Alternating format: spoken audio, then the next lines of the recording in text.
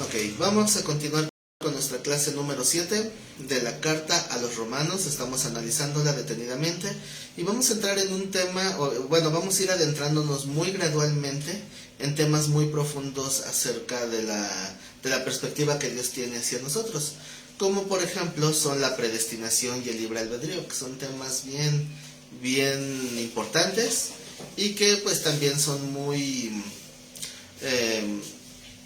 se tienden mucho a crear sectas, o sea, porque hay quien tiene una postura, hay quien tiene otra muy diferente, entonces pues obviamente no todos pueden tener la razón, y estos textos a veces Pablo lo trata de ser claro, y tal vez para su tiempo era claro, pero en nuestra cultura ya no lo entendemos de la misma manera. Entonces vamos a ir escudriñando, vamos a ir viendo ciertas bases para entender estos temas que desde aquí se van a empezar a hablar. Y el tema que vamos a ver ahorita es acerca de lo que significa ser esclavo. La palabra esclavo en griego es la palabra doulos. Esa palabra significa, o más bien refiere a una persona que no tiene libre albedrío, porque su libre albedrío está sometido al de alguien más. Ese es un esclavo, alguien que no tiene capacidad de decidir en su vida. ¿Cómo es pastor en griego? Doulos. ¿Doulos? Doulos. D-O-U-L-O-S. Doulos. Esa palabra griega habla de una clase social. ¿En cuántas secciones tendremos actualmente las clases sociales?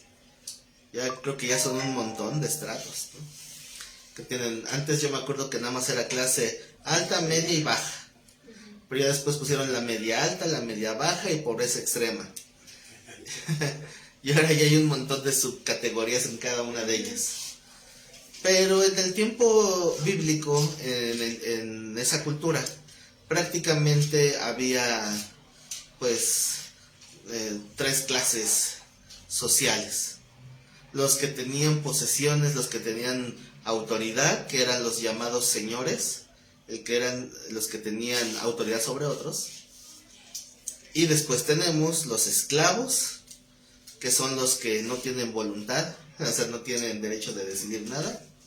Y tenemos un punto intermedio donde había siervos o esclavos, pero que eran nombrados como administradores. ¿Cómo se les llamaba a esos? ¿Mayordomos? Son los mayordomos. Y pues prácticamente eran las tres clases, ¿no? Obviamente dentro de la política pues había más clases, pero entraba dentro de lo que eran señoríos, ¿no? ¿Se acuerdan cuando José el Soñador fue comprado como esclavo? Fue comprado como esclavo y fue puesto en la casa de un funcionario egipcio que se llamaba Potifar, y él era el señor de esa casa, obviamente. Entonces al final José terminó siendo el administrador de esa casa, el mayordomo. Entonces ya como mayordomo se le delega autoridad. Tiene una autoridad para administrar los bienes del señor, de su señor, y darle cuentas. Incluso tiene autoridad sobre otros siervos. Pero cuando lo vemos desde el punto de vista espiritual, aquí solamente hay de dos: o eres esclavo o eres libre. Había mucha gente que en aquel entonces prefería ceder su libre albedrío, o sea, convertirse en un esclavo por decisión propia. Por conveniencia. Recuerden que la palabra esclavo ha cambiado mucho a lo largo de los siglos. Incluso desde el tiempo de Egipto, del faraón, donde estaban el pueblo de Dios ahí en cautividad, como esclavos, la forma de ver ahí a los esclavos no era la misma en la que se veían los esclavos en el tiempo de Cristo. En el tiempo de Moisés era una opresión muy fuerte, donde era hacía puro latigazo. Así era esclavitud. Era una esclavitud de sometimiento a la fuerza. Y la esclavitud en el tiempo de Cristo era un sometimiento propio. Era el siervo, ¿no? Ajá, pero uno mismo hacía las cosas, o sea, se rendía a esa voluntad. Entonces, había personas que si no tenían ninguna posesión material, o sea, no tenían casa, no tenían trabajo, no tenían nada, entonces estaban muriendo de hambre. Y lo más fácil era venderse como esclavos. Decir, ¿quién quiere un esclavo? ¿Quién quiere un esclavo? ¿Quién? Pues yo.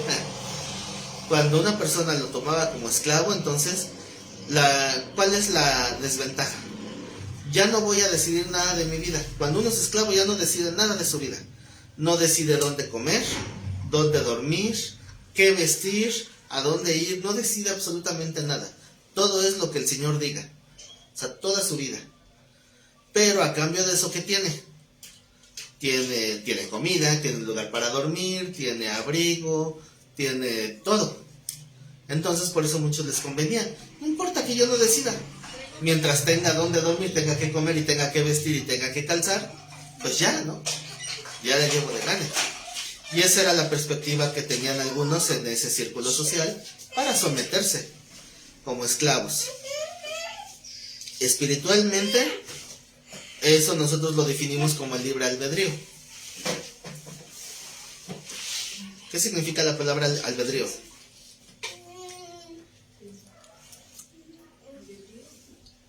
Libertad para elegir, ¿no? Libertad para elegir. Hay una palabra de la cual se deriva, que la podemos encontrar en el texto de Daniel 11:7.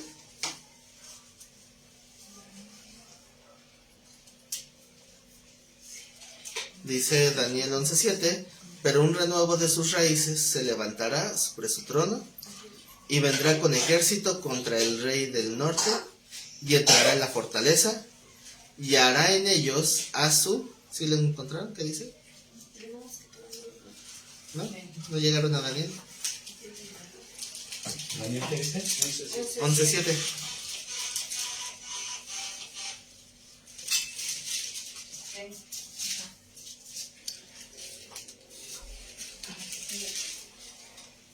¿Lo leo? Uh-huh. Dice, pero un renuevo de sus raíces se levantará sobre su trono y vendrá con ejército contra el rey del norte y entrará en la fortaleza y hará en ellos a su arbitrio y predominará. Hasta ahí. La palabra es arbitrio. ¿Sí han oído lo que es un árbitro? Bueno, tiene la misma raíz etimológica, ¿verdad? Arbitrio es la capacidad de decidir.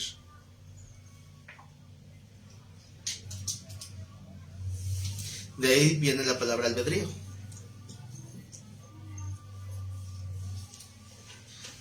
Entonces, entender este concepto de cómo Dios nos permite tenerlo o no tenerlo, eso ha derivado pues dos corrientes principales, una tomada por la etiqueta del calvinismo y la otra por el arminianismo, ¿verdad? Porque a grandes rasgos, o sea, son temas que vamos a ver en los capítulos 9 y 10 capítulos 7 y 8 de Romanos, más adelante, pero desde lo que vamos a leer ahorita ya empieza la introducción a este tema. O sea, no se puede hablar de esclavitud, de ley, siervo y pecado si no entendemos lo que es el albedrío. Y por eso es que estoy queriendo cimentarles las bases de lo que es el albedrío. Entonces, según el calvinismo, hay una línea en su doctrina que se llama la gracia irresistible. ¿Sí la han escuchado? Sí. Es decir, que tú no tienes la capacidad de decidir si vas a ser salvo o no. O sea, Dios, a quien quiso predestinar, ya los marcó, ¿no? Tú vas a ser salvo, tú no vas a ser salvo. Entonces, si tú no quieres ser salvo, pero ya Dios te predestinó a que sí, pues de todos modos te va a salvar. Y si Dios te predestinó a que no seas salvo, pues aunque te arrepientas ya no puedes.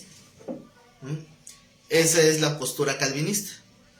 Ahora, la gran mayoría de teólogos de prestigio, de buen nombre, pastores de nuestro tiempo que tienen una fama de sana doctrina, han adoptado el calvinismo.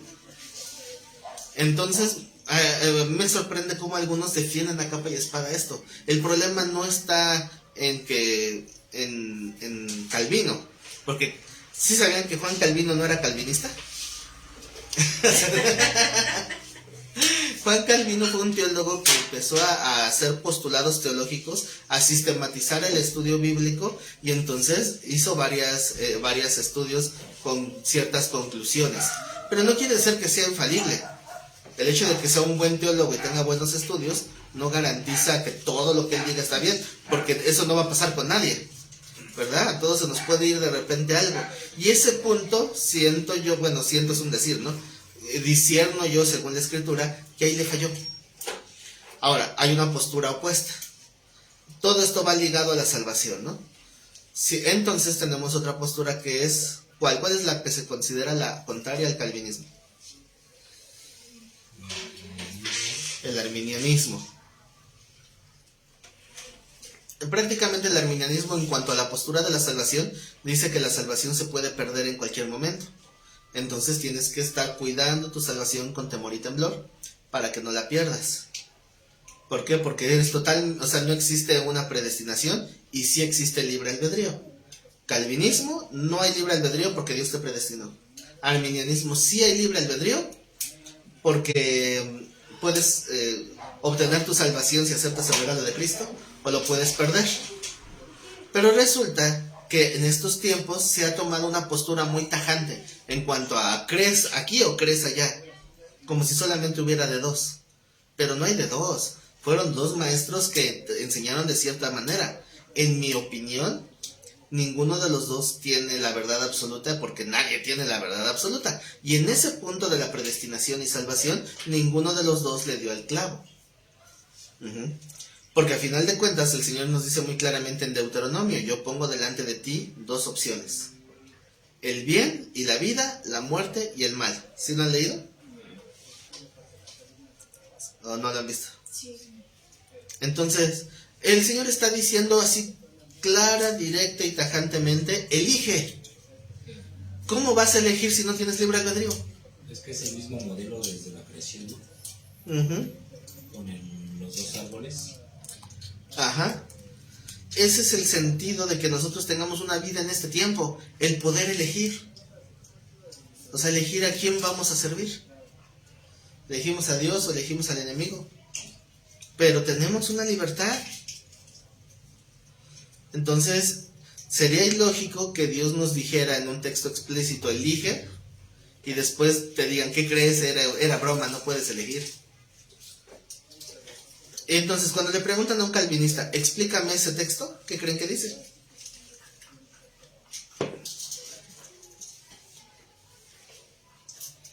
¿No? Dice: nunca le he preguntado a ningún calvinista, ¿verdad? Que la respuesta más común a ese texto es que nuestro deber es como, o sea, Dios ya sabe a quién predestinó, pero nosotros no sabemos. Entonces nosotros le presentamos la opción a la persona para que si la persona elige sí acepto, entonces no es que eligió, es que Dios mostró que estaba predestinado. Y si dice no acepto el evangelio, entonces está mostrando que no estaba predestinado. Sí, ¿saben? Es ilógico. No, si el Señor está diciendo que nos da una libertad de elegir, es porque tenemos una libertad de elegir. Ahora, este concepto no lo vamos a tener claro en esta sesión, porque vamos a ir tomando diferentes partes de la carta de los Romanos en los siguientes capítulos, ¿verdad? Ahorita nada más estoy poniendo como que los argumentos, ¿no? Los cimientos. Entonces, si no tienen clara esta doctrina, no esperen que en la sesión de hoy quede totalmente clara.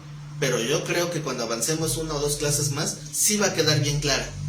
Quiero pensar que así va a ser.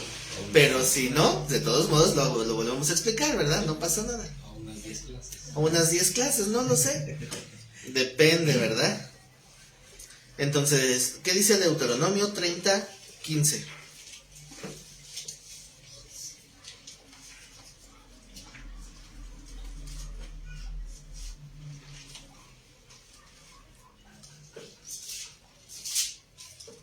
Deuteronomio 30:15. Mira, yo he puesto delante de ti hoy la vida, el bien, la muerte y el mal. Ajá. Entonces ahí está una opción, ¿no? Dice, continuando con la lectura, dice: porque yo te mando hoy que ames a Jehová tu Dios, que andes en sus caminos y que guardes sus mandamientos, sus estatutos y sus decretos, para que vivas y seas multiplicado, y Jehová tu Dios te bendiga en la tierra en la cual entrarás para tomar posesión de ella. Mas si tu corazón se apartare y no oyeres y te dejares extraviar y te inclinares a dioses ajenos y les sirvieres, yo os protesto hoy que de cierto pereceréis, no prolongaréis vuestros días sobre la tierra a donde vais, pasando el Jordán al entrar en posesión de ella. A los cielos y a la tierra llamo por testigos hoy contra vosotros, que os he puesto delante la vida y el bien, la vida y la muerte, la bendición y la maldición. La palabra más importante es la que sigue. ¿Cuál es? Escoges. Escoge pues la vida para que vivas tú y tu descendencia, amando a Jehová tu Dios, atendiendo a su voz, etcétera, etcétera, etcétera. Así que entonces, desde los fundamentos de la doctrina, que es Deuteronomio, que es donde precisamente está exponiéndose la ley de Dios, hay una exposición muy clara de un libre albedrío. Ajá.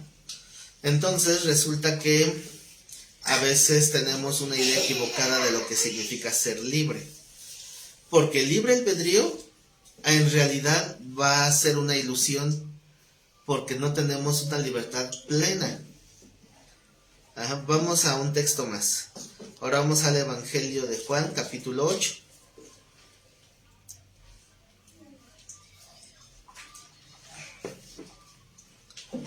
Juan capítulo 8, 31.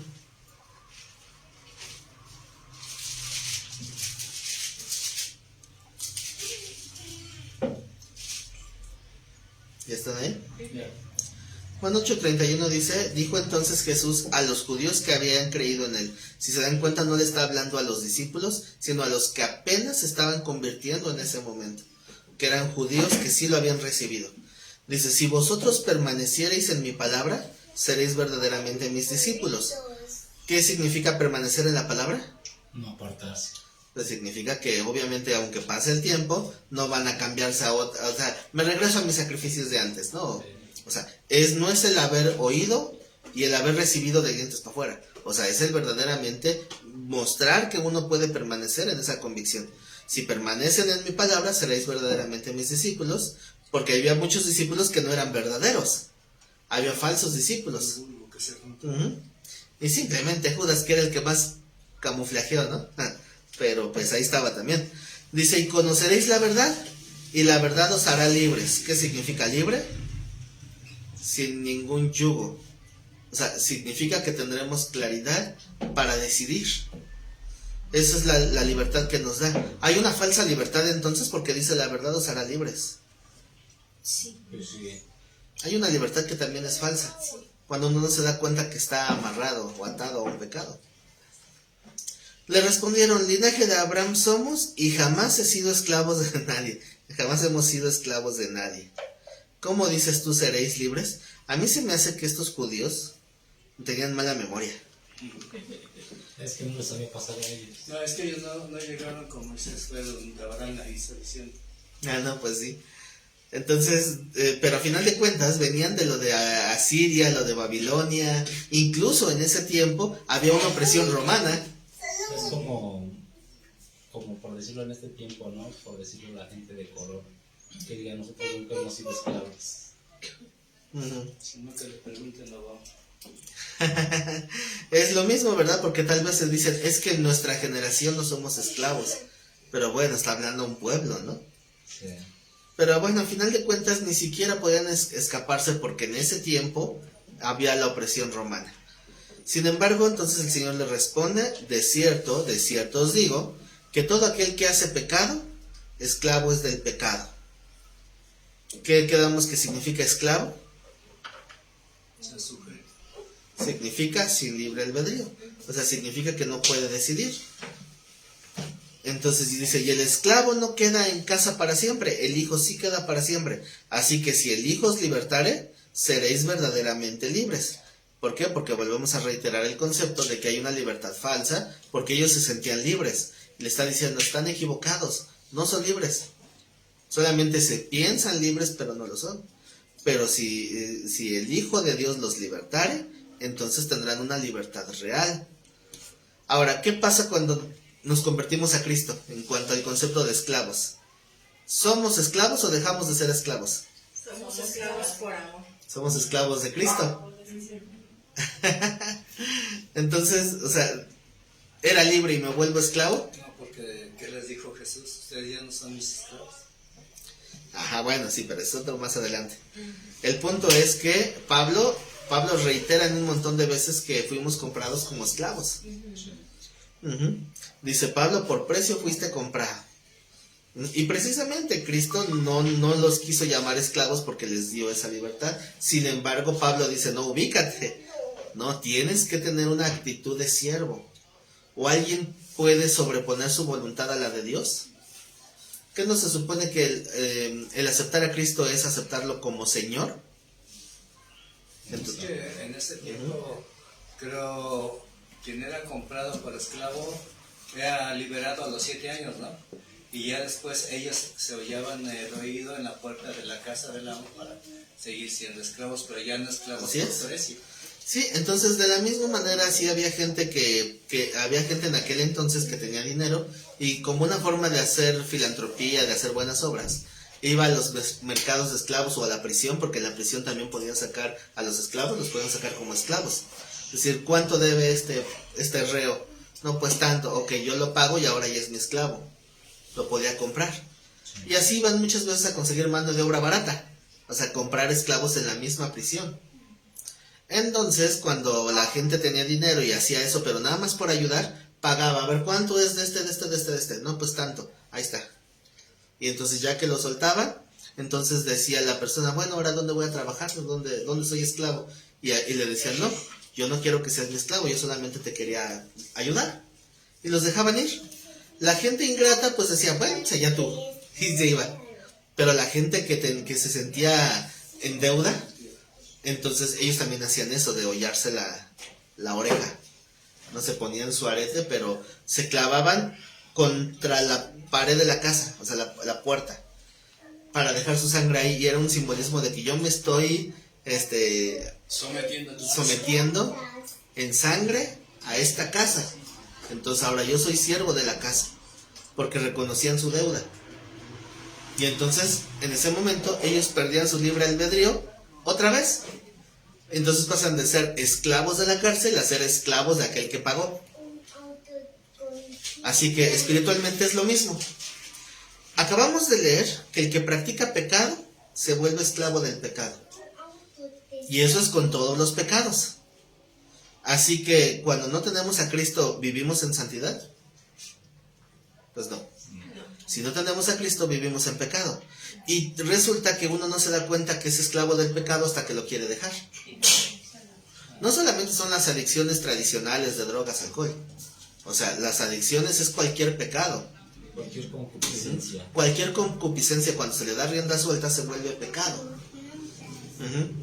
Por ejemplo, puede ser una concupiscencia el tomar lo ajeno, y muchos lo hacen, y se les vuelve un vicio. Hasta ha habido algunos escándalos con gente famosa. ¿Se acuerdan de un escándalo que fue muy grande de la actriz Winona Ryder? Que se robó unos chones. No lo necesitaba, o sea, no tenía necesidad de robar, pero nada más por la pura emoción. Y la cacharon en una boutique prestigiosa. Y pues qué vergüenza, ¿no?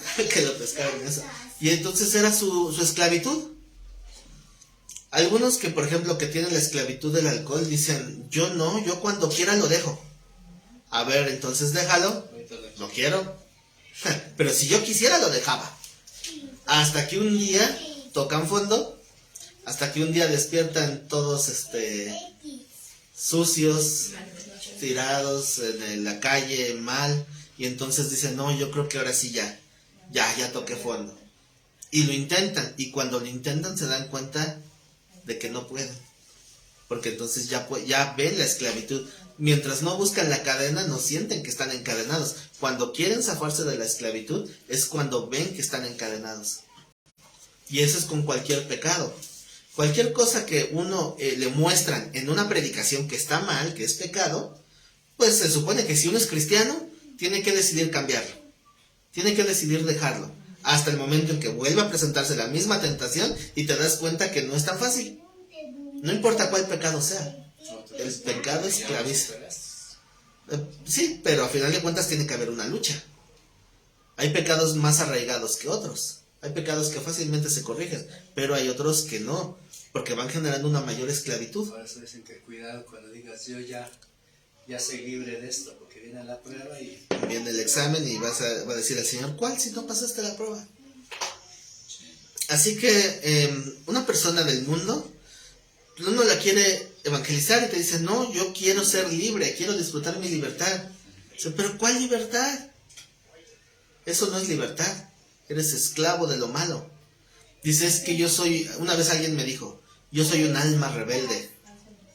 ¿Cuál rebelde? Si haces lo que todo el mundo espera que hagas. Eso no es ser rebelde.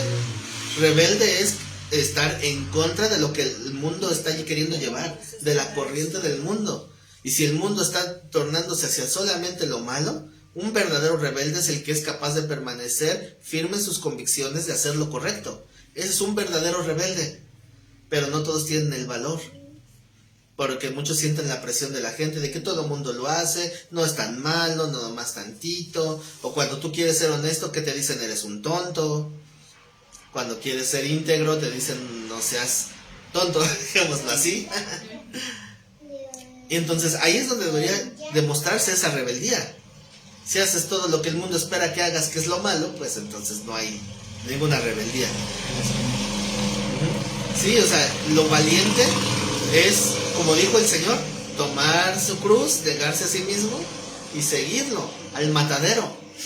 No todos quieren tomar ese camino, porque ese camino sí es de convicción. Entonces resulta que están esclavizados de su pecado, pero se sienten libres. ¿Saben lo que es una paradoja? Es cuando choca la lógica. Cuando dos cosas que parecen ilógicas se confrontan. Entonces, aquí hay una paradoja. Tú te sientes libre, pero eres esclavo. Sí. Y si te vuelves por voluntad propia un esclavo de Cristo, entonces verdaderamente serás libre. Esa es una paradoja, algo que parece contradictorio. Pero sigue siendo esclavo. Pero ya es por voluntad propia. Ahora, ¿cuál es la diferencia? Que una persona que está esclava del pecado se siente libre y cuando trata de cambiar, no puede porque no era libre. Pero resulta que si uno es libertado por Cristo, entonces uno sí es libre. ¿Por qué? Porque el Señor no nos tiene con un yugo, no nos tiene con un grillete. Es decir, cualquiera que ya sea de Cristo, si decide salir de aquí e ir a buscar algo de pecado, cualquier concupiscencia que le quiera dar rienda suelta, Dios no lo va a impedir. Está suelto. Porque es libre. Pero se supone que tú eres el que se dio su libre albedrío. Entonces cuando me dicen, es que en tu religión te impiden hacer esto y aquello y otro. No, a mí nadie me impide nada, yo soy quien decidió. Te tienen atado. Es que te tienen ahí con una de las frases favoritas de los ateos. Te lavaron el cerebro. Y yo le respondo, sí, porque antes lo tenía tan sucio como el tuyo. Necesitaba que me lavaran el cerebro, porque estaba lleno de suciedad. Pero ahora veo claro. Y entonces me di cuenta de una verdad. Cristo sabe más lo que me conviene a mí que yo mismo. Esa es la conclusión a la que llega todo cristiano, o debe de llegar en cierto momento. De hecho. Entonces, ¿cuál es mi decisión? Yo decido renunciar a mi libertad para esclavizarme a la voluntad de Dios, porque me di cuenta de algo. Hay una garantía. ¿Sí han visto que cuando compran un producto dice garantía extendida? ¿Qué creen que el cristianismo tiene garantía? ¿Sí saben dónde está? No, en esta misma vida. Bueno, pues sí, con las bendiciones, ¿no? Se lo bendiga. Aparte, está garantía por escrito. A ver, piénsenle un segundito. Uno, ya se acabó. Si después lo leen con calmita, lo vamos incluso a ver adelante porque es del libro de Romanos, pero adelantándome un poco al capítulo 12, que es donde se desenlaza el libre albedrío, ahí habla precisamente de que si nosotros cambiamos nuestra mentalidad y no nos amoldamos a este mundo, sino que nos rendimos a la voluntad de Dios, vamos a comprobar algo, que la voluntad de Dios es... Bueno, agradable, perfecto. ¿Ven cómo sí se lo sabían? También se dice que si tiene en Cristo, pues abogado. Pero es que Pero si todas- alguno hubiera pecado, tenemos abogado. Todas las promesas son garantías. Las promesas son, Son promesas. no son garantías, No. porque, o sea, es algo que uno lo ve. Sí nos está garantizando, ¿no? Por decirlo de Proverbios. La Que garantía, dice- ¿sabes cuál es? Que dice, hijo mío, no te olvides de mi ley, en tu corazón guardes mis mandamientos, porque largura de días y años de vida y paz te aumentará. Pero precisamente porque son promesas. O sea, Entonces, la garantía está en que la garantía es algo que yo puedo observar, porque me está garantizando. La promesa, si yo no hago mi parte, no la veo. Por eso no se definiría como una garantía como tal. una promesa es a futuro, una garantía es ahorita. Pero la palabra, o sea, es que muchos dicen, ¿y cómo sé que de veras es cierto todo lo que dicen? Entonces, fácil, si te mueras y no te salvas, te regreso a tu dinero. No, obviamente, no se trata de dar promesas futuras, se trata de ver nuestra vida cambiar ahora, porque no se trata de los milagros, no se trata ni siquiera de ver que nuestra alma es salva, porque como aquel paralítico, ¿se acuerdan que lo bajan del techo? Y le dicen, tus pecados te son perdonados. Y dicen, ay, qué fácil, ¿no? ¿Quién eres tú para perdonar pecados? Y el Señor les está diciendo, para que ustedes puedan ver que el Hijo del Hombre tiene potestad para perdonar pecados en la tierra, entonces, ¿qué es más fácil decir? ¿Que tus pecados son perdonados? ¿O levántate y anda? Pues para que sepan, levántate y anda. Y hay una confirmación de parte de Dios, ¿verdad? De esa autoridad. Entonces, el resultado se ve en esta vida, porque eso sí sería una garantía. Entonces, por eso el texto de Romanos 12:2 dice que vas a comprobar. O sea, eso de comprobar es la garantía, porque es una forma de decir, no tienes que esperarte hasta la otra vida. O sea, tu vida va a cambiar. ¿Han oído hablar de la apuesta de Pascal? ¿No conocen a Blaise Pascal? No. Famoso matemático, físico, científico. Él no sé que lleva su nombre a una medida. Sí, porque precisamente él desarrolló esa medicina. Ahora, Pascal, él era matemático y físico, pero también era cristiano.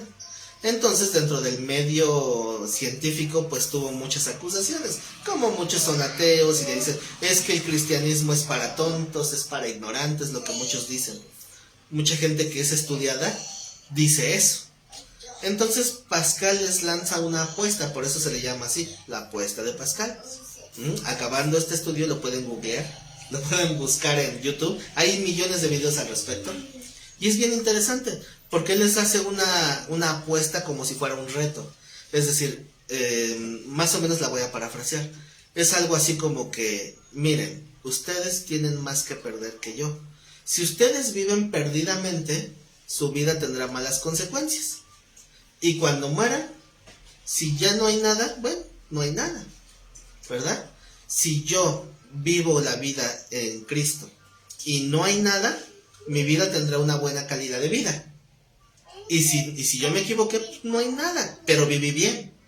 Pero ¿qué tal si es al contrario? ¿Qué tal si yo estoy en lo cierto y hay un juicio eterno?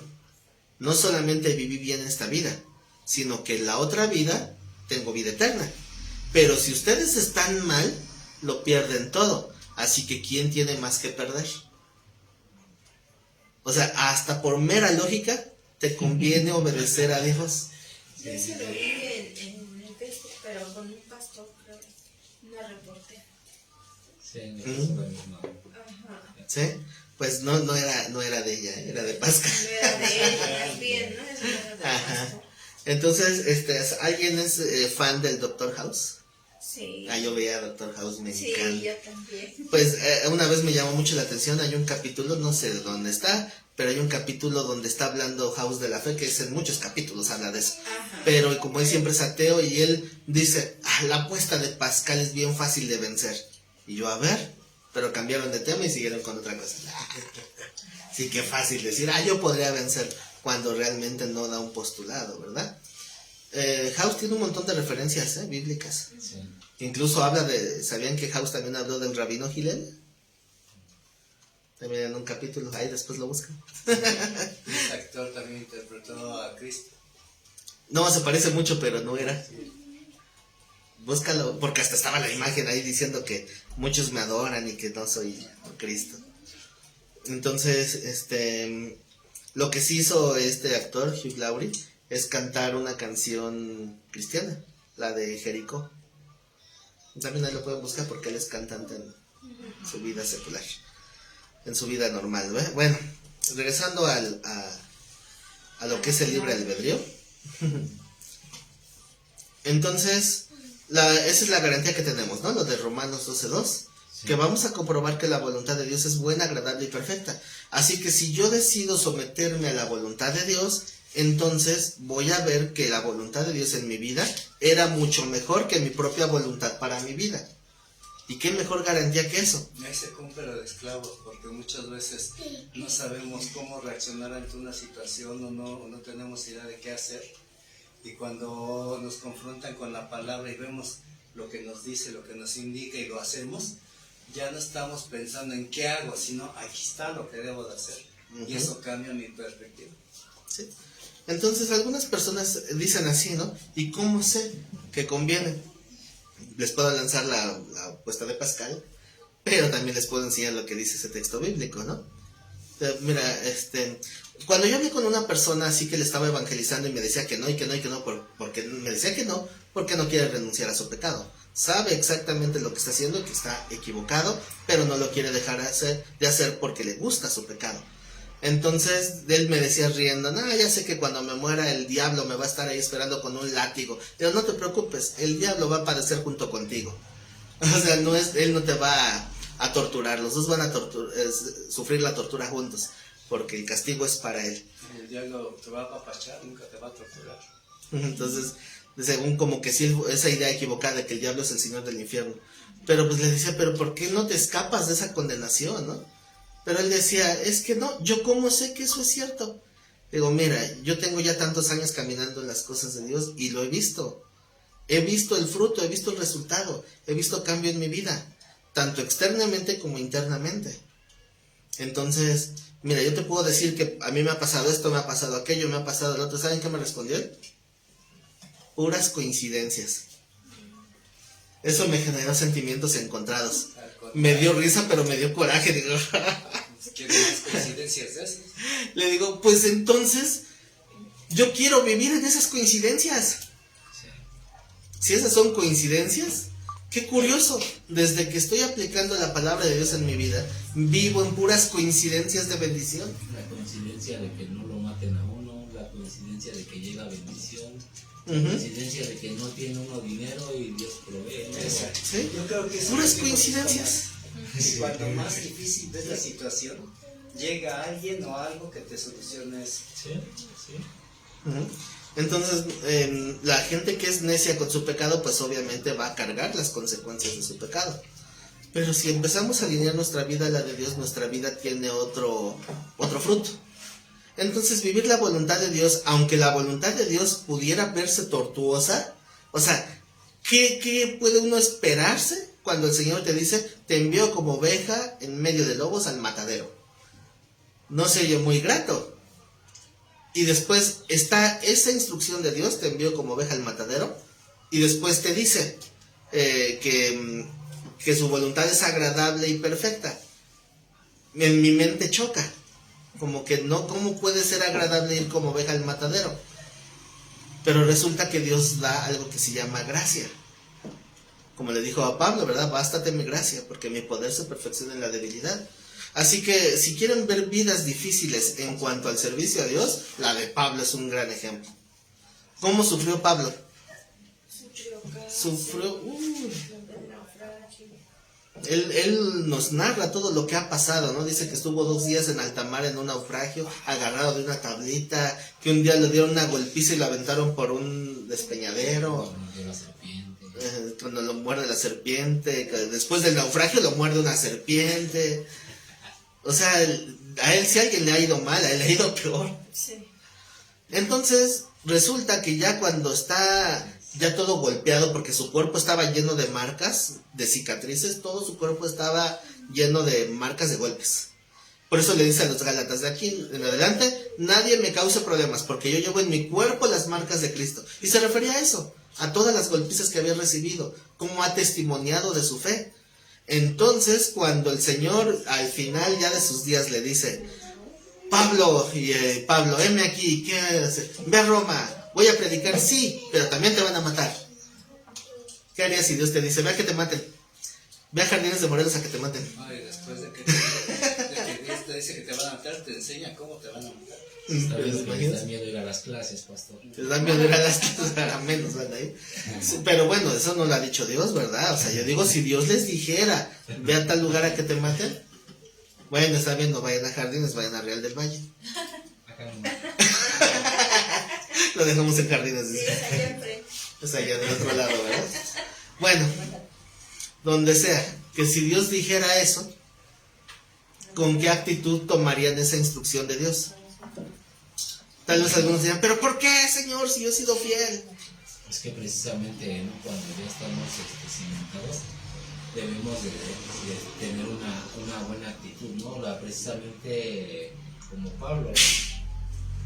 Llegar a esa actitud y a esa expresión de decir, ya, qué bueno.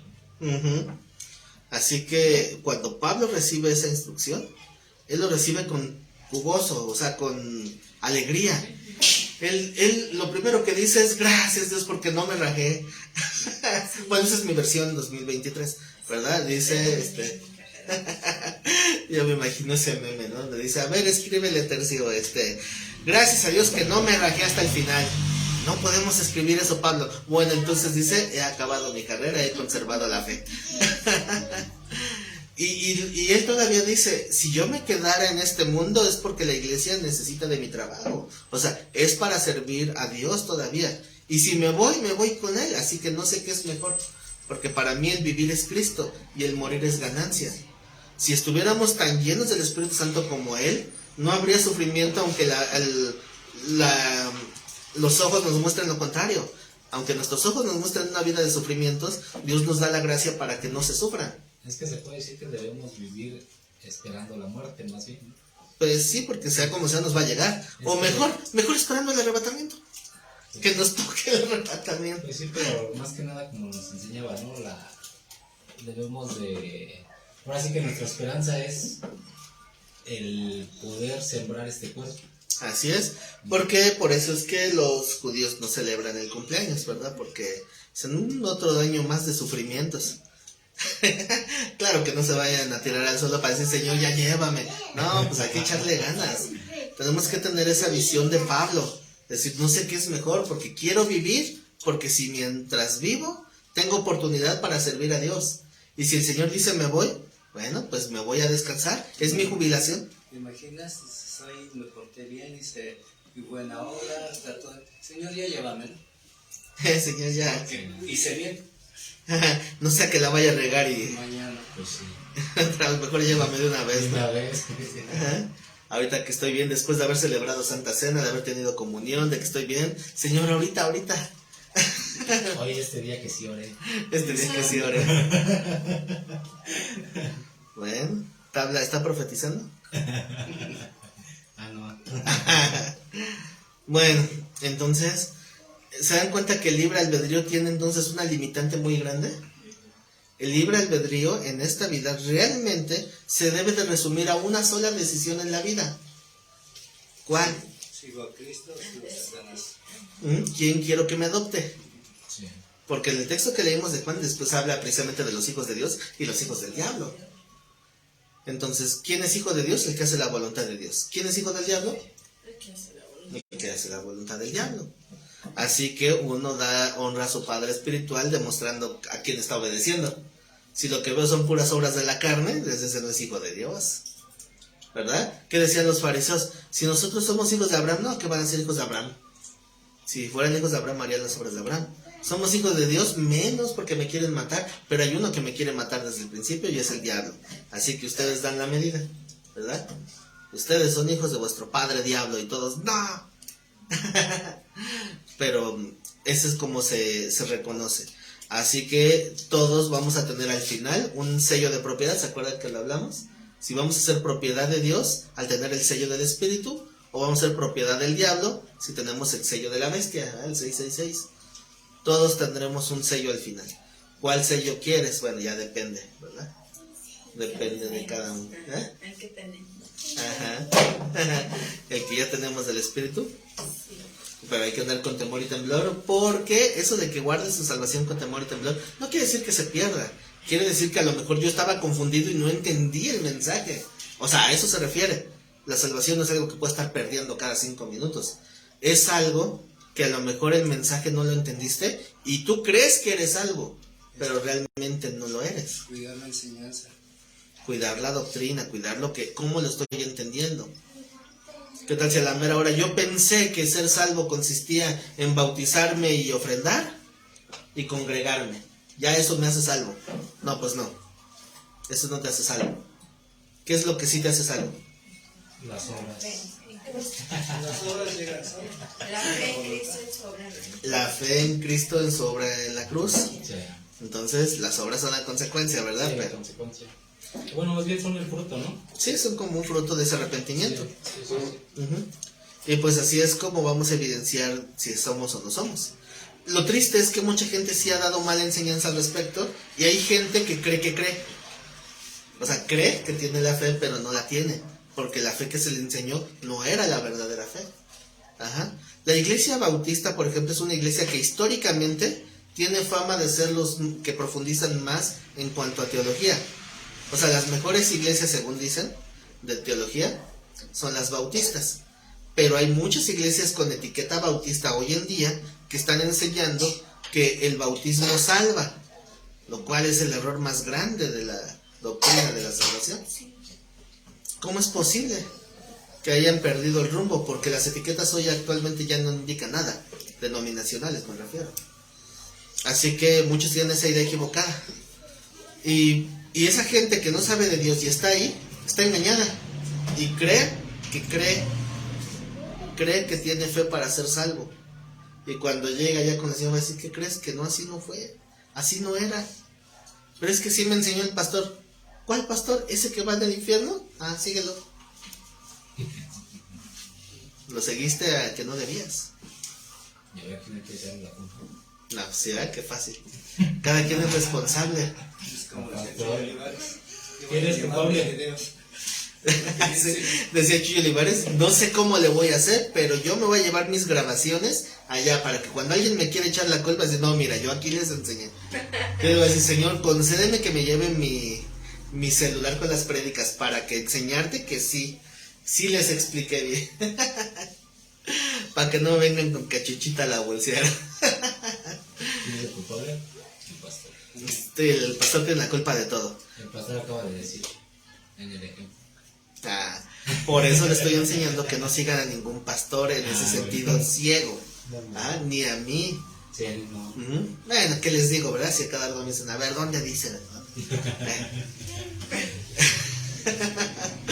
Tienen que corroborar que lo que están recibiendo tiene sustento. No solo de mí, de cualquiera. ¿Verdad? De cualquiera. De los maestros que pueda haber de la Biblia. Porque la salvación al final de cuentas es personal. Aún de uno mismo, ¿no? Cuando vienen pensamientos y sentimientos, porque como dice, ¿no? Bueno, como hemos aprendido, engañoso es el corazón. Pues muchas veces a uno nos llegan sentimientos y pensamientos y es ahí donde podemos tropezar, ¿no? Así es. Es ahí donde debemos de pedir discernimiento de parte de Dios para poder entender qué es lo que sí es y lo que no. Y como precisamente el corazón es engañoso, a veces nos hace pensar que algo que está mal, como si fuera bueno. Sí. Y pues terminamos empeorando la situación. Entonces, cuando Dios nos enseña o nos ordena algo, más nos vale obedecer, porque nos conviene, aunque nos cueste trabajo. Sí. Que en una congregación donde yo asistía, claramente lo dijeron. O sea, a lo mejor no entiendes lo que se te dice ahorita, dice. Yo nomás te pido una cosa, sé obediente hasta que entiendas. Dice, porque es más fácil obedecer para entender que quieras entender y desobedecer.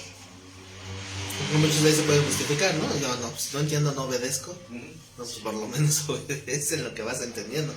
Entonces, un ejemplo muy común y que se repite muchas veces es con los jóvenes, cuando está, no sé, jovencito o jovencita, que dice, es que ya me enamoré, y tu pareja, bueno, y esa parejita que quieres tener, ¿está en Cristo? No, pero yo lo voy a convertir. Dicen, mira, la palabra dice que no te unas en yugo desigual. Pero ahí van, no, es que yo lo voy a convertir y yo lo voy a convencer. Es que Dios me puso en su camino para que yo lo evangelice o la evangelice. Ay, si el Señor está diciendo que no te conviene es porque no te conviene. No, yo sí sé. Yo sé en quién puse mi corazón. Por favor, si el corazón es lo más engañoso. Entonces, ¿qué hacen? Van y se relacionan con esa persona. Y después de un tiempo andan ya ahí bien mal, después como en feria. Y después, es que me casé y ahora me golpean. O es que esto. No me bendijo. Sí. Sí, porque también ya me pasó cuando yo le dije a una persona que no lo podía casar en la situación en la que estaba, simplemente no me invitó a la boda. Y se casó por otro lado. Sí, se divorció. Y después se divorció. ¿Y saben cuántas ganas tenía de decir te lo dije? Pero me aguanté. Tuviste que verte al espejo y decir, no digas eso. Entonces, no digas. Pero me daban unas ganas, mi carne quería decir, pero te lo dije. Pero bueno, obviamente no le deseo ningún mal. Pero si el Señor está dando una indicación, aunque esté en contra de mi corazón, tengo que matar mi corazón, doblegarlo, para que se someta a la voluntad de Dios, aunque no lo sienta o no lo quiera. Y después voy a ver un fruto, porque el Dios no se equivoca, porque la voluntad de Dios es buena, agradable y perfecta. Nada más que si yo me aferro a lo que no, obviamente voy a tener conflictos posteriores. Entonces, ahora, con todo esto que hemos visto, vamos a retomar ahora sí donde estábamos en el capítulo 6 de Romanos.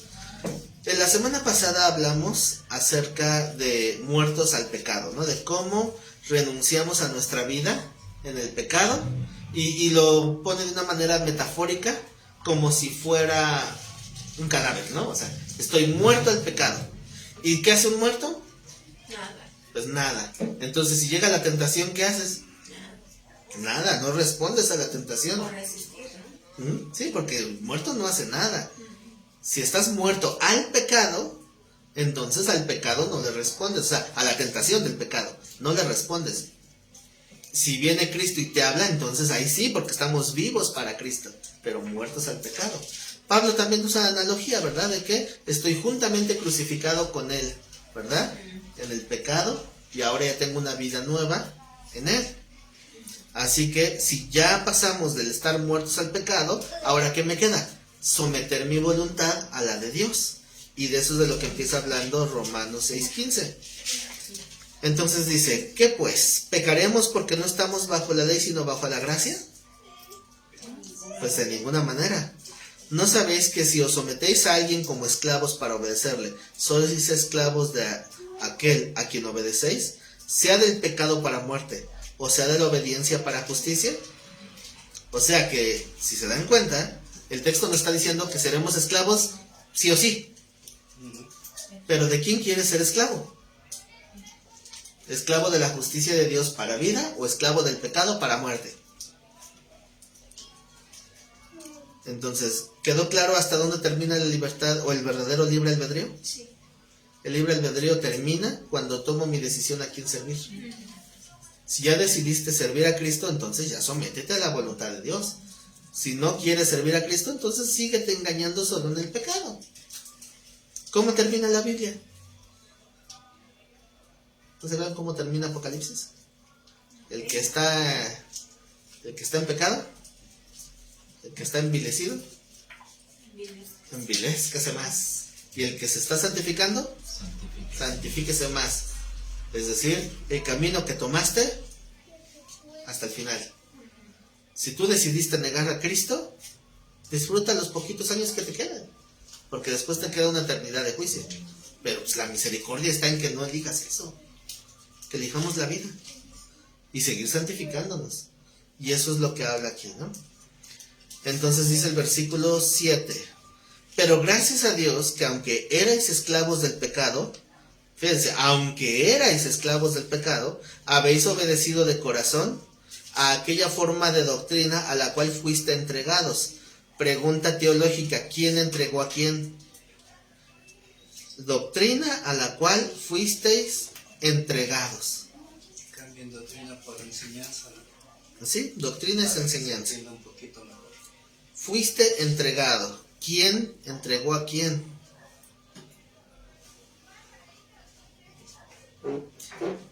Ahora, aquí hay otro dilema teológico que hasta la fecha sigue en discusión.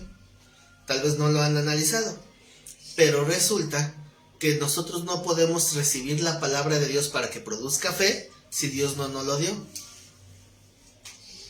Entonces, si Dios no nos da el oído para oír, porque la fe viene por el oír, pero el oír viene de Cristo.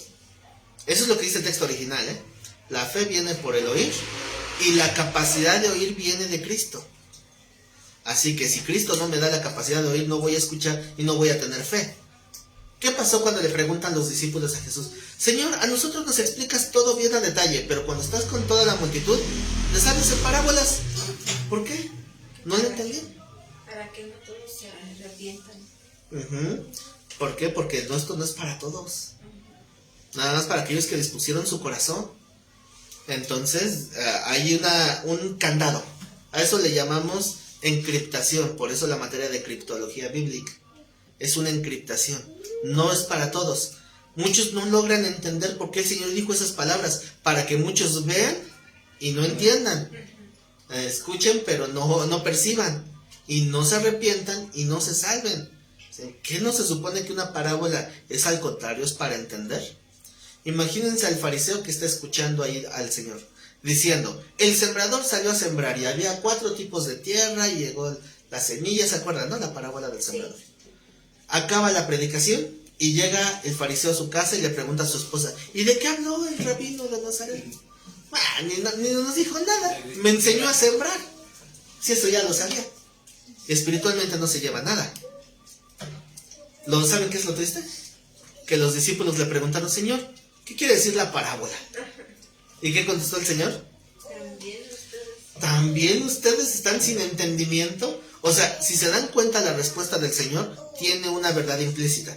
Si uno está siendo discípulo de Cristo, debería poder discernirlo. Porque le está diciendo, ustedes también están sin entendimiento. Todavía dice, ¿hasta cuándo he de soportar? ¿Hasta cuándo los he de soportar? Y cambiando la palabra soportar, ¿hasta cuándo he de apoyarlos? O de respaldarlos, ¿no? Sí. ¿Hasta cuándo necesitan que yo esté aquí para que ustedes sigan solos adelante? Entonces, ¿Qué significa la parábola del Señor? ¿En serio? Hay un video completo de 2 horas en donde se escudriña a fondo la parábola del sembrador. Nos hablaron de la disposición del corazón. ¿Sí? Saben que siempre que predico o llego a predicar la parábola del sembrador en otra congregación, siempre hago la misma pregunta. Me encanta hacer esa pregunta. Siempre pregunto, ¿qué tipo de tierra eres tú? ¿La de pedregales, la de espinos, que todos dicen, la tierra fértil? En señal de que no entendieron la parábola.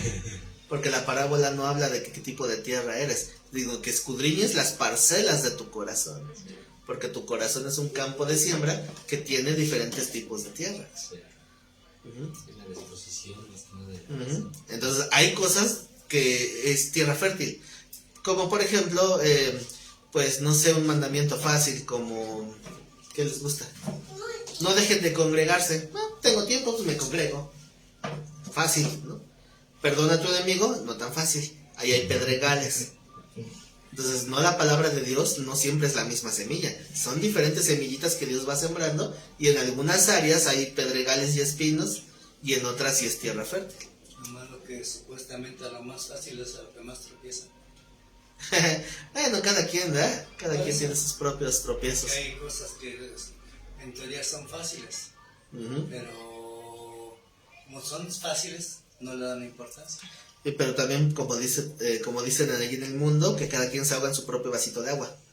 Porque pues todos tenemos diferentes cosas que nos afligen y uno dice, te ahogas por eso, te ahogas en un vaso de agua. Problemas los míos. Y cuando le cuentas tus problemas a otros, dicen, no, esos no son problemas. Perspectivas, ¿no? Sí. Entonces, volvemos a la pregunta. Forma de la doctrina a la cual fuisteis entregados. ¿Quién entregó a quién?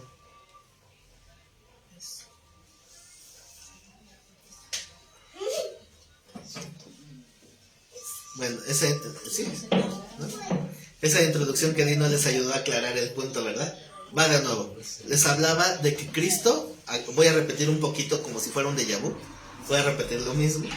Cuando Cristo nos da el entendimiento, les hablaba de las parábolas, porque las parábolas no eran para todos. Entonces resulta que ese entendimiento nos ayuda a cimentar el calvinismo. Eso es parte del postulado de Juan Calvino. Si nosotros no podemos tener fe para creer y para recibir su palabra y para someternos, porque fui entregado a una doctrina, entonces ¿cómo puedo tener libre albedrío? Porque soy esclavo del pecado, estoy ciego. Entonces, tienes que escuchar para tener fe. No puedo tener fe porque no me he arrepentido, pero no me puedo arrepentir si no tengo fe. Y no puedo tener fe si no escucho. Y no puedo escuchar, o sea, es un círculo. Bueno, la respuesta es muy simple.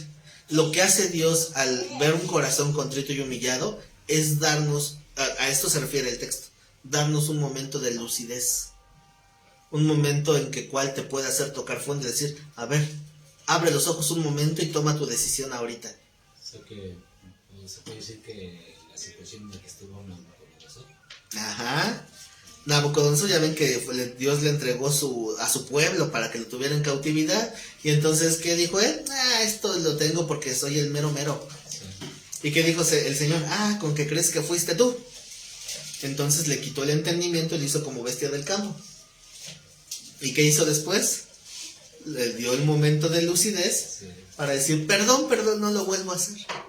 Eso es lo mismo que pasa con el ser humano en general. Nos da un momento de lucidez, porque no hay quien busque a Dios. ¿Sí no ha leído? No hay quien lo busque. Y si no hay quien lo busque, ¿cómo puedo tener libre albedrío si no soy llamado por Dios? Ahora, el punto está en que Dios nos da ese llamado a todos. Nos da 5 minutos de lucidez para decir, a ver, avíspate porque te voy a dar un plan de salvación. Si no lo agarras, quién sabe, ¿eh?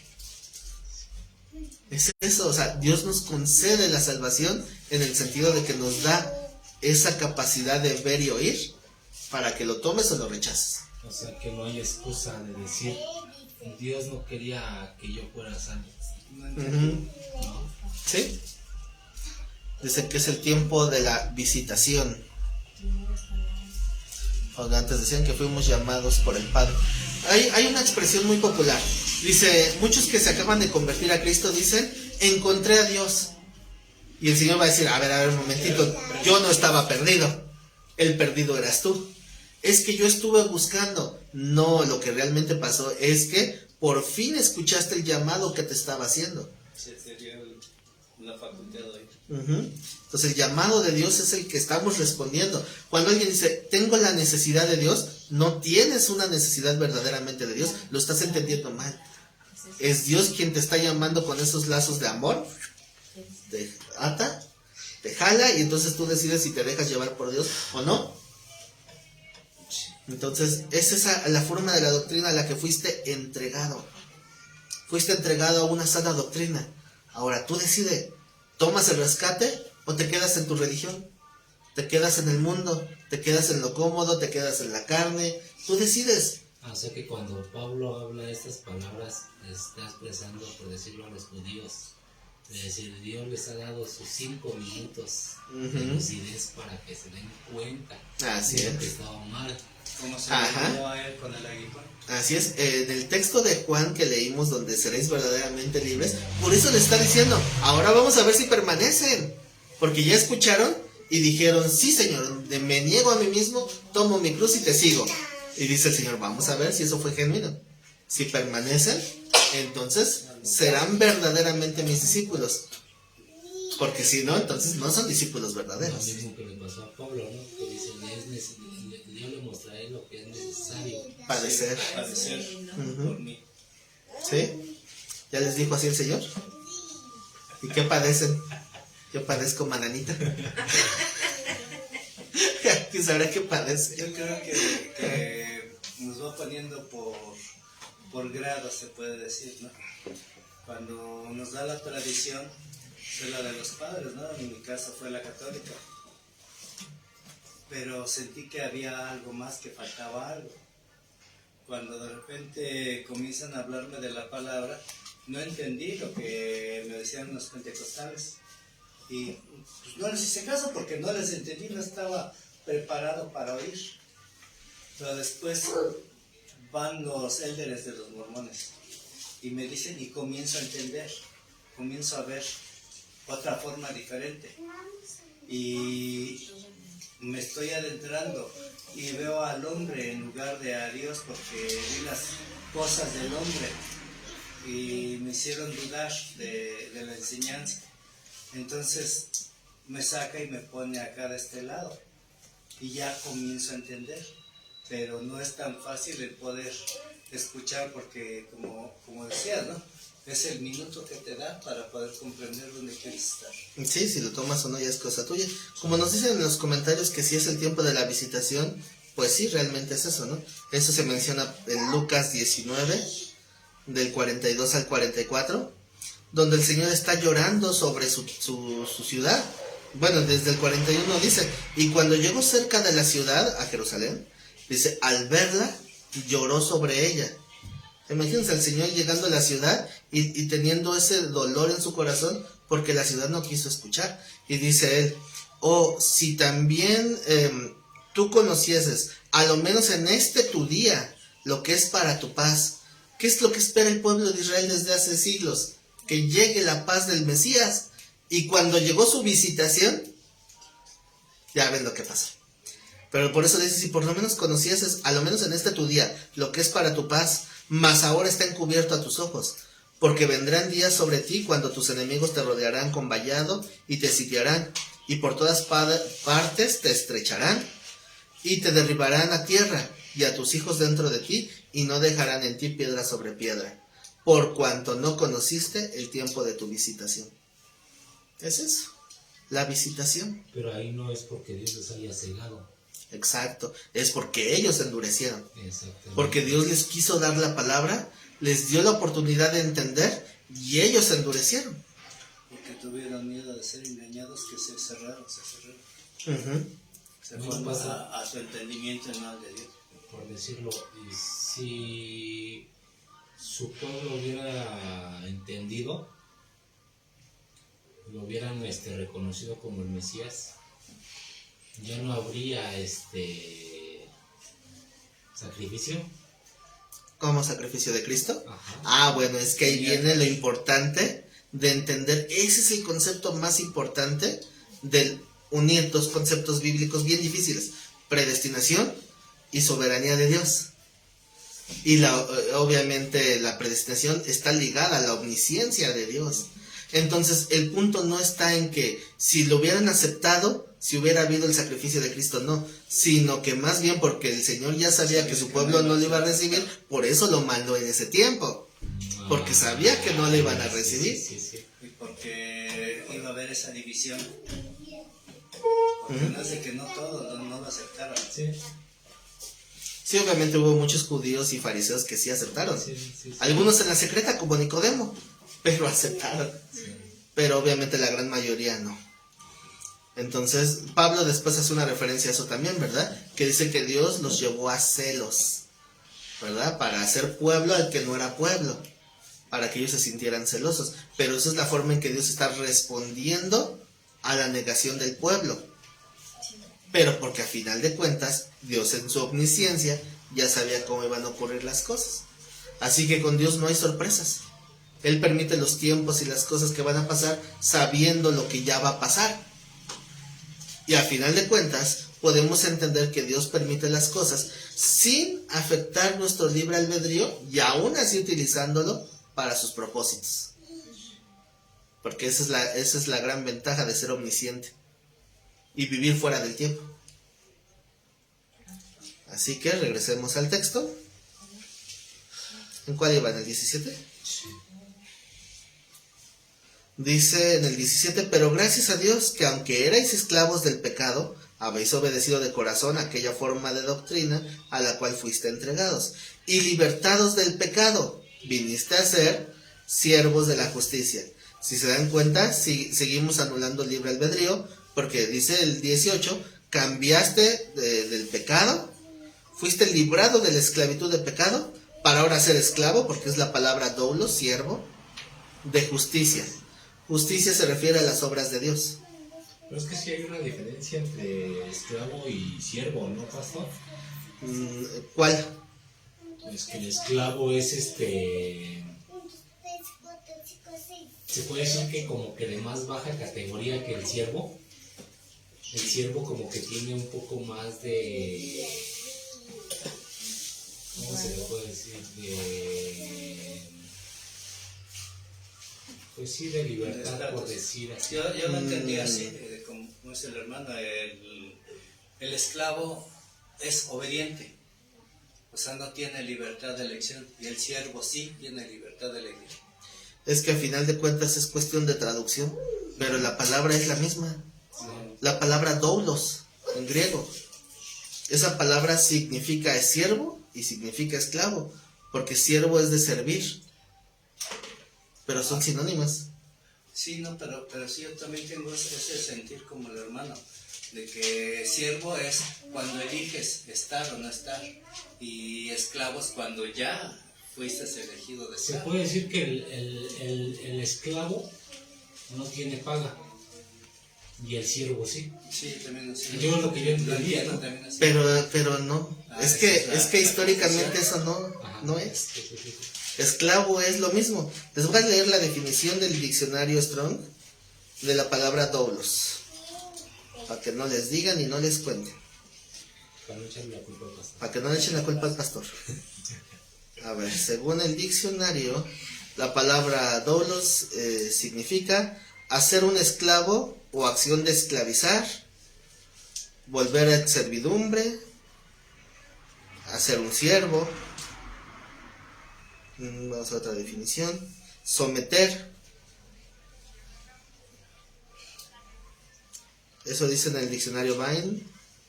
El diccionario Strong dice reducir a servidumbre, siervo, esclavo, esclavitud, hacerse siervo.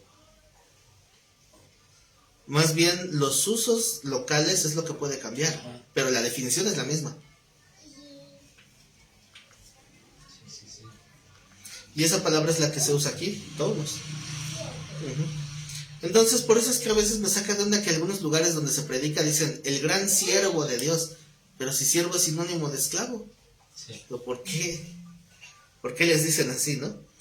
Dice en el 19, hablo como humano por vuestra humana debilidad, que así como para iniquidad presentasteis vuestros miembros para servir a la inmundicia y a la iniquidad, así ahora para santificación presentad vuestros miembros para servir a la justicia. Si se dan cuenta, el versículo 19 habla de una comparativa. Aquí tiene una definición, dice, más que de una esclavitud por naturaleza en la que el esclavo es una propiedad del Señor, se trata de una servidumbre por naturaleza en la que el siervo tiene un contrato de servidumbre feudal con derechos y obligaciones por parte del Señor y del siervo. Es lo que te decía la confusión. Pero es lo que les dije desde el principio, que la esclavitud lo que cambia es la manera del tiempo de Moisés que la manera del tiempo de Cristo. O sea, es precisamente va a referirse al tiempo en que se habló. Ajá, por eso, por eso es que les decía que no le huían a eso. O sea, había gente que por voluntad propia se sometía a una esclavitud porque precisamente tenía beneficios. Sí. Cosa que, o sea, yo creo que a ese punto va, ¿no? O sea, los esclavos al estilo del tiempo de los egipcios de Moisés no tenían ningún beneficio. Exacto, ningún derecho. No tenían derechos.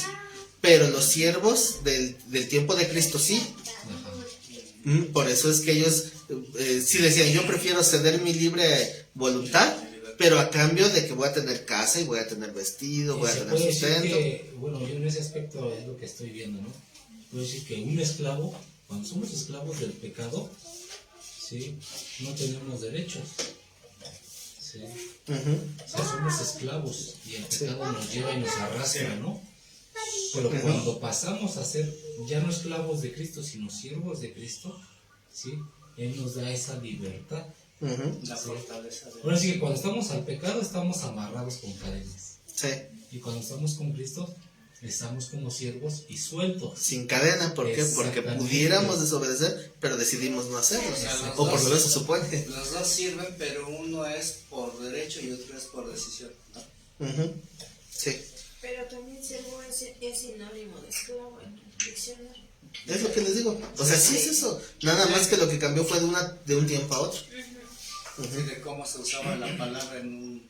Pues eso es lo que yo muchas veces les pido cuando me preguntan algo, que tenemos que irnos a la época en que fue escrito para poder entender cómo se usaba esa palabra. Por eso es lo importante del libro que se llama Usos y Costumbres. Sí, yo también... Para ver precisamente cómo se entendía la palabra en determinada época. Y por eso casi siempre que hablo del concepto de esclavo, siempre hago esa mención. El concepto de esclavo no es el mismo en el tiempo del faraón y Moisés a el concepto del tiempo de Cristo. Sí, es que cambia mucho, ¿no? Lo mismo que ahora. Ujú. Sí, entonces por eso es que el Señor a veces hablaba del que es esclavo, no busca hacerse libre, pero si no es libre, de todos modos sirva a su Señor. Entonces, ¿cómo el Señor fue apoyando la esclavitud? Es que no era de la forma en que se entiende, que muchos tienen entendido. Es que ese es sinónimo, o sea. Sí, por eso, pero vuelvo a lo mismo, de que el que se ponía renuente es aquel que ya tenía un conocimiento de un esclavo. O sea, de un esclavo. Es que sometido. tenemos una idea popular de lo que significa ser esclavo. Sí. Pero no es que cambie la palabra sigue siendo la misma. Lo que cambia es el uso de la época, Sí. nada más. Ajá. Ahorita seguimos, ya no se les dicen ni siervos ni esclavos. Ahora se les dice obreros. Empleados, obreros. Asalariados. Son un empleado y un obrero, y no son iguales. ¿Cuál es la diferencia de empleado? Sí, porque eso se decía, ¿no? Porque sí, yo lo La veía, diferencia de ¿no? obrero y de empleado. En cierta ocasión que hacíamos trabajos para el metro, nos decían, bueno, estaba haciendo el empleo de ayudante general. De ayudante general estaban dando 1,200, creo. Y ya después ya no estaban solicitando ayudantes, ya eran peones. Y ya no era de 1,200, era de 800. Y haciendo el mismo trabajo. Sí, o sea que, aunque sea el mismo trabajo, lo que cambia mucho La categoría. es la palabra, la categoría. Exactamente. Sí. Entonces, por eso le decía, aquí también Sí. eso es lo que yo La veía, misma ese palabra. aspecto, ¿no? La categoría de la diferencia entre un esclavo a un siervo. Ujú. Y por eso, yo creo que por eso se separaron esa palabra, ¿no? De decir, ¿eres esclavo del pecado o siervo de Cristo? Para que veas la diferencia, ¿no? Sí, Sí. pero esa diferencia solamente está en la traducción en español. Ajá, En el sí. original no existe. Sí, no, sí, lo que nos decía. Ujú. Sí. Ok, entonces como les decía en el versículo 19 habla de una comparativa de cómo uno dedicaba su vida a servir a quien estaba esclavizado. Sí. Entonces, ¿qué tanto esfuerzo se hace para cuando alguno quiere salirse con la suya en el pecado? Fácil. ¿Mm? Digo, o sea, no es que le busca, ¿no? O sea, si uno quiere salirse con la suya, le busca la manera. No, es como dice el hermano, es fácil, decir, vistes ya y lo hiciste. No, pero me refiero cuando las cosas no se están dando. O sea, me imagino, por ejemplo, un jovencito que quiere irse de parranda y no lo dejan. Y le busca y por aquí, por allá, o que trato de convencer a mi papá, convenzo a mi mamá, si no, entonces me escapo, o sea, Creo que la diferencia es el engaño. puede ser. Pero el punto es la intención, o sea, el esfuerzo que se le da. Porque le ponen toda dedicación y entrega. En cambio es, va a haber una fiesta, pero está lloviendo, no importa, me pongo mi... ¿cómo se llama? Mi impermeable o el paraguas y llego, no te preocupes. Se vete por el pan, no, porque está lloviendo. Sí, no, es eso, vete al culto. Es que parece que va a llover, mejor no me arriesgo. Entonces, o sea, Dios no quiere que me enferme. sí, Y eso además es esta pecado. línea también. Pues sí. O sea, eso es lo que trata de hablar el versículo 19.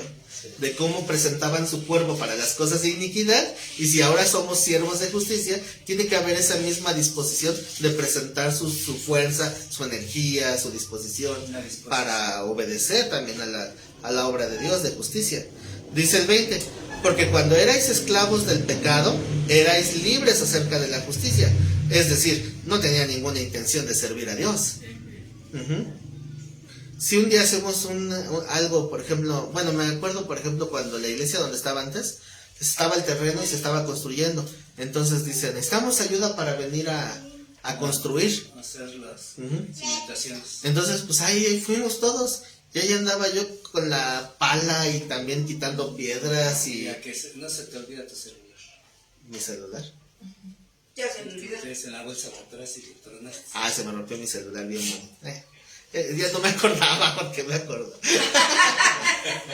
Ya no me acordaba. No, yo pensé que es que yo tengo otro trauma más fuerte de ese día.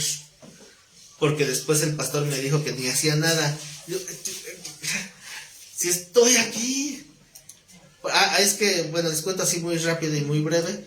Resulta que varios meses después de eso, un día veo un video donde está una iglesia, donde está un localito de piso de tierra, pared en obra negra y sin techo. Y cantando alabanzas con instrumentos hechos de basura. Entonces se me ocurrió compartirlo en el Facebook y pongo ahí, díganme dónde dice la Biblia que se necesita dinero para alabar a Dios. Y resulta que me metí en un lío porque el día siguiente el pastor pensaba pedir dinero para poner el techo de la congregación. Entonces lo metí en líos y me dijo de cosas, me mandó un mensaje muy hiriente, muy agresivo. De hecho lo confronté en la reunión de líderes. Le dije, aquí está el mensaje y quiero exponerlo delante de los hermanos. Cuando hablé del hermano dije. Sí. Entonces lo expuse y él me decía en ese mensaje que si yo no quería trabajar, que dejara que los demás trabajaran. Y me sacó un montón de ejemplos bíblicos todos descontextualizados para decir que sí había que trabajar. Y así como Pablo, que hacía tiendas de campaña, sí, pero él estaba hablando de no abusar de su derecho, es lo que dice así. Y así varios textos descontextualizados. Dice, si tú quieres ser un flojo, no trabajar, entonces no trabajes, pero deja que los demás trabajen. Digo, ya se le olvidó cuando estaba ahí también paleando y cuando estaba ahí cargando piedras cuando todavía podía. Ya se le olvidó eso. Digo, bueno, nada más en mi mente es nada más porque era para Dios y no para él. Pero sí me dolió. Porque era poner tu dedicación, tu esfuerzo. Pero mucha gente no iba a ese tipo de actividades. Si te dicen, va a haber convivio, amén, gloria a Dios. Va a haber reunión para trabajar así físicamente, para cargar piedras, para estar llevando mezcla, para estar poniendo tabiques. Es que en la iglesia hay grupos de todo. O sea, hubo un hermano que llegó un poco tarde y llevó pollos rostizados. Y agarraron y no los repartieron. Ya cuando se acaba la reunión los sacan los que les llevan. Dicen, mira, llévese a repartir a los líderes cuando era para la convivencia. Y es donde dices, ¿cómo es posible, no? De que a lo mejor quieren hacer algo bueno y no está bien. Sí. Bueno, aquí el punto es, si vamos a poner esfuerzo en las cosas que poníamos esfuerzo en las cosas que eran del mundo, ¿por qué no poner el mismo esfuerzo en las cosas de Dios? Sí. La misma dedicación. Por eso dice, eran libres acerca de la justicia porque no estaban en esa disposición. Pero se supone que eso ya cambió. Dice el 21. Pero ¿qué fruto teníais de aquellas cosas de las cuales ahora os avergonzáis? Bueno, pregunta, ¿sí se avergüenzan de ahora, de lo que hicieron antes? Sí.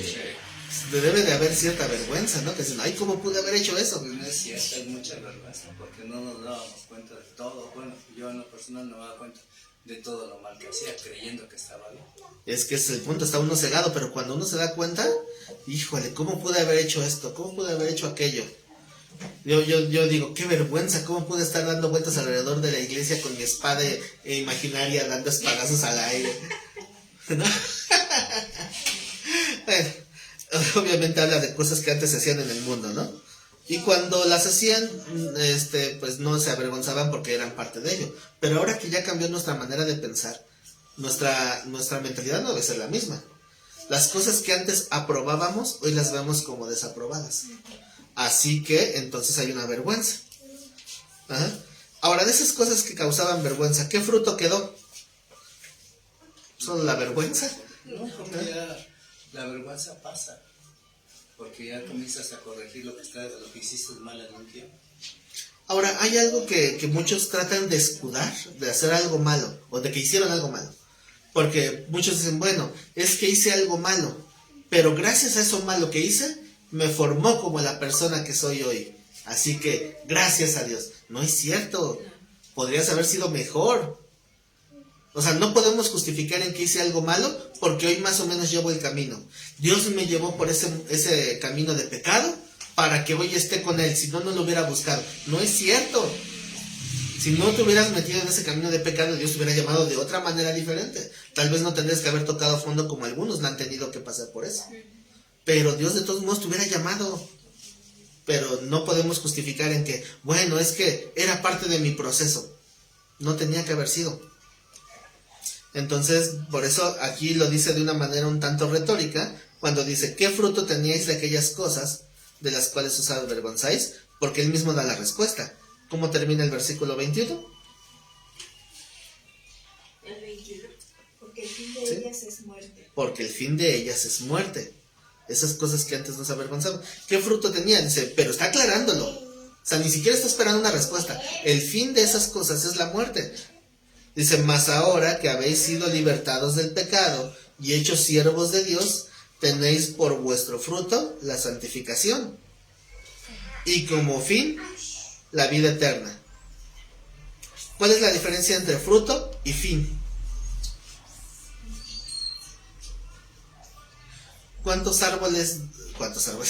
frutos da un árbol? Bueno, o sea, Puede cada año estar produciendo, si el árbol está sano y fuerte, puede estar produciendo varios años, ¿no? Pero no produce luego. Pero no, bueno, digo, pero no es un fruto, o sea, igual su primer fruto que dé después de esos 2-3 años será un fruto incipiente. Tal vez hay que podarlo para que se fortalezca más y el siguiente fruto ya se afirme, pero no debe ser el único fruto. ¿Se acuerdan de cuando habla el Señor de esa parábola de la tierra que estaba inservible porque la higuera no produjo? Y dice el dueño de la viña, de la higuera, dice, ya quítame esa higuera que no produce nada. Y dice el mayordomo, no, vamos a darle chance otro añito más para que dé fruto, y si no, ya lo quitamos. Que obviamente es una referencia a nosotros, que podíamos ser arrasados, ¿no? Quitados, si no estamos produciendo fruto. Pero entonces, el fruto es algo que puede repetirse, que puede seguir constante. El fin, obviamente, hablaríamos de un último fruto, o sea, de ya no hay más. ¿Cuál es el fin de un cristiano? Ahí lo dice, vida eterna. Pero el fruto es la santificación, y la santificación se va generando. Por eso les comentaba cómo termina Apocalipsis, de que se está santificando, santifíquese más. Porque ese es el fruto, el resumen del fruto, santificación. Y el 23 es uno de los versículos que muchas veces se aprenden de memoria, ¿no? Porque la paga del pecado es muerte, mas la dádiva de Dios es vida eterna en Cristo Jesús, Señor nuestro. ¿Sí han visto que este texto se usa para evangelizar? Sí.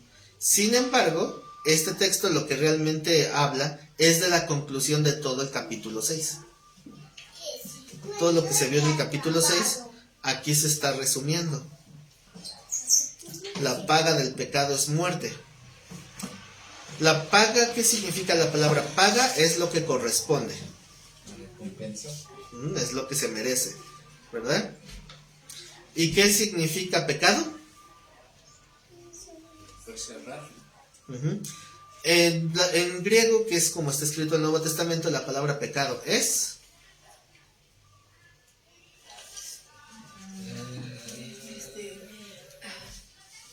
Dice, yo lo sabía. Déjenme abrir la clase anterior. Déjenme abrir la Empieza clase. con H. amartía.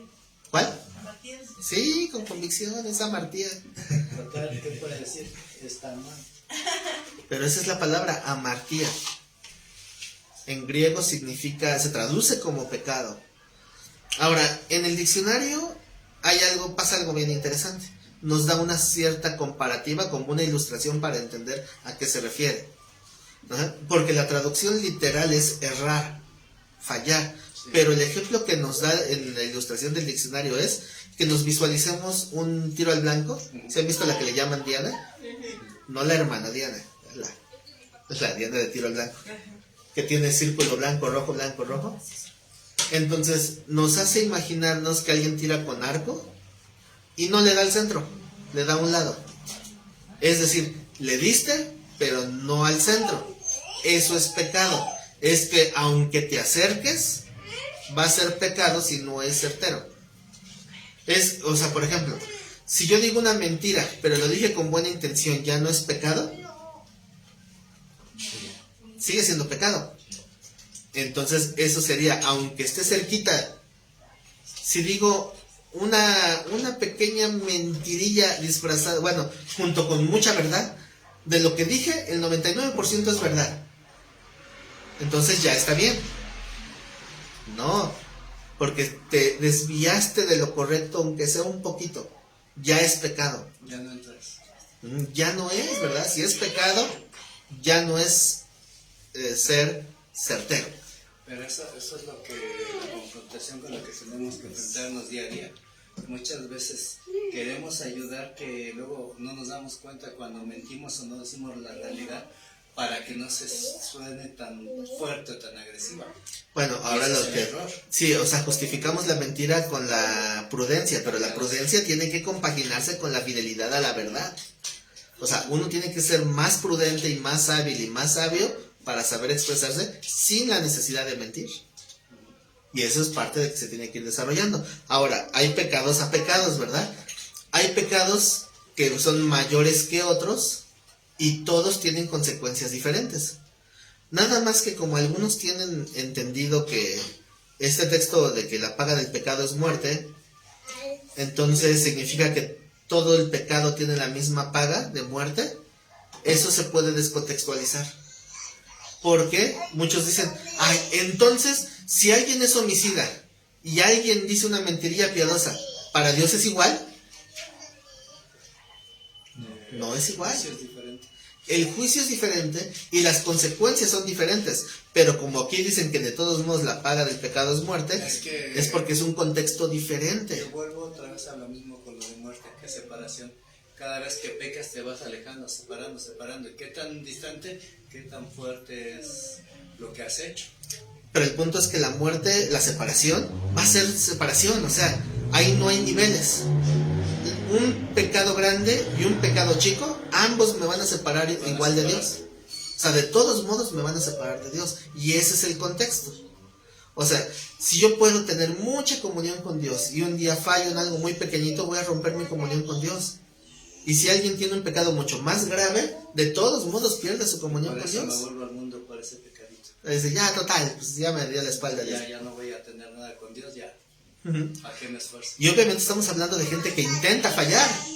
O sea, que deliberadamente lo hace. Porque si uno está intentando hacer lo correcto, pero sin querer cae, entonces aplica otro texto. Que tenemos un abogado. ¿Verdad? Pero eso es para quien llegare a pecar, dice Juan en su carta. Por eso es abogado fiel y justo. Tenemos, bueno, eso es en Apocalipsis, ¿verdad? Fiel y justo. Y a final de cuentas Dios, Él va a darnos una oportunidad, porque lo primero que Dios juzga es la intención. No es lo único, pero sí es lo primero. Cualquier punto de estos, si lo descontextualizamos, se crean doctrinas malas, ¿eh? Sí. Cualquiera de estos.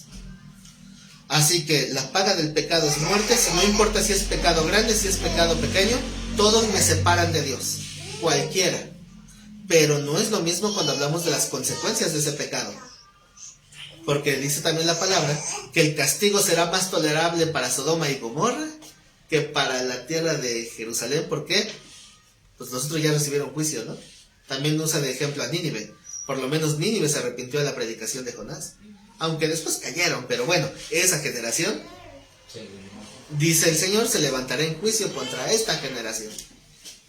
Porque ellos sí se arrepintieron.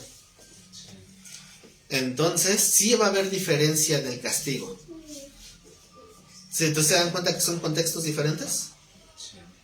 La paga del pecado es muerte, porque cualquier pecado nos va a separar de Dios. ¿Qué significa la palabra dádiva? Recompensa.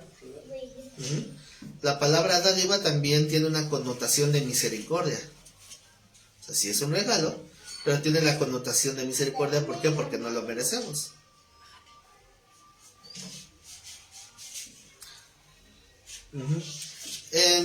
La palabra dádiva obviamente es una palabra que la vimos así en la versión en español, porque así lo consideró Casiodoro y Cipriano.